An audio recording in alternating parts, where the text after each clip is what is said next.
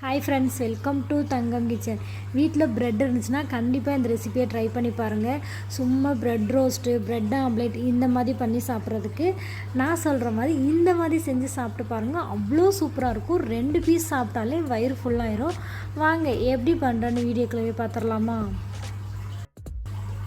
நான் இந்த கப்பால் 1 கப் அளவுக்கு வந்துட்டு குட்டி குட்டியாக கட் பண்ண பன்னீர் ஆட் பண்ணிக்கிறேன். ஒரு ஆனியன் கட் பண்ணி வச்சுருக்கேன், அதையும் நான் ஆட் பண்ணிக்கிறேன். ஒரு 2 டேபிள் ஸ்பூன் அளவுக்கு பீஸா சாஸ் ஆட் பண்ணிக்கிறேன். உங்களுக்கு காரம் இன்னும் கொஞ்சம் வேணும்னாலும் இன்னும் கொஞ்சம் கூட நீங்கள் ஆட் பண்ணிக்கலாம். ஒரு 2 டேபிள் ஸ்பூன் அளவுக்கு வீட்டில் பண்ண நான் மயோனைஸ் ஆட் பண்ணிக்கிறேன்.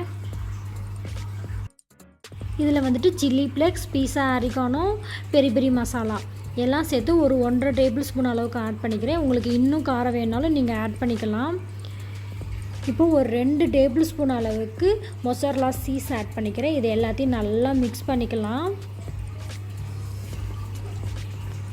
நல்லா மிக்ஸ் பண்ணிவிட்டு தனியாக எடுத்து வச்சுக்கோங்க.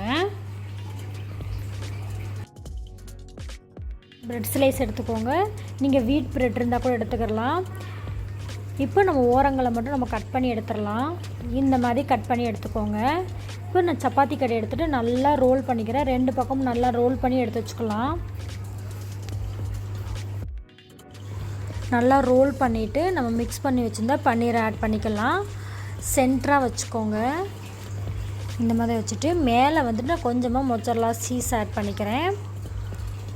ஆட் பண்ணிட்டு அப்படியே நல்லா க்ளோஸ் பண்ணி விட்டுருங்க.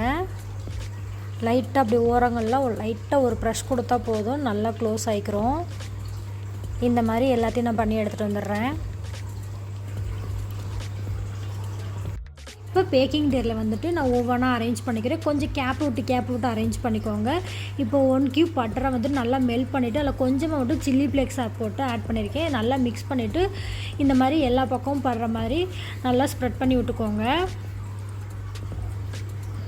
இப்போ பீஸா ஆரிகானோ மேலே ஆட் பண்ணிக்கிறேன். இது சாப்பிட்றப்ப இன்னும் டேஸ்ட்டாக இருக்கும். ப்ரீ ஹீட்டான ஓடிஜியில் வந்துட்டு 180 12 மினிட்ஸ் மட்டும் நான் பேக் பண்ணி எடுத்துக்கிறேன். அவ்வளோதான், சூப்பராக ரெடி ஆயிடுச்சு. வெளியே எடுத்துடலாம். கண்டிப்பாக ப்ரெட்டும் பன்னீர் இருந்தால் கண்டிப்பாக அந்த ரெசிபியை மிஸ் பண்ணிடாதீங்க. செம்ம சூப்பராக இருக்கும். வெறுமனே ப்ரெட்டை வச்சு டோஸ்ட்டு அது இதுன்னு சாப்பிட்றப்பல இந்த மாதிரி ஒரு ட்ரை பண்ணி பாருங்கள்.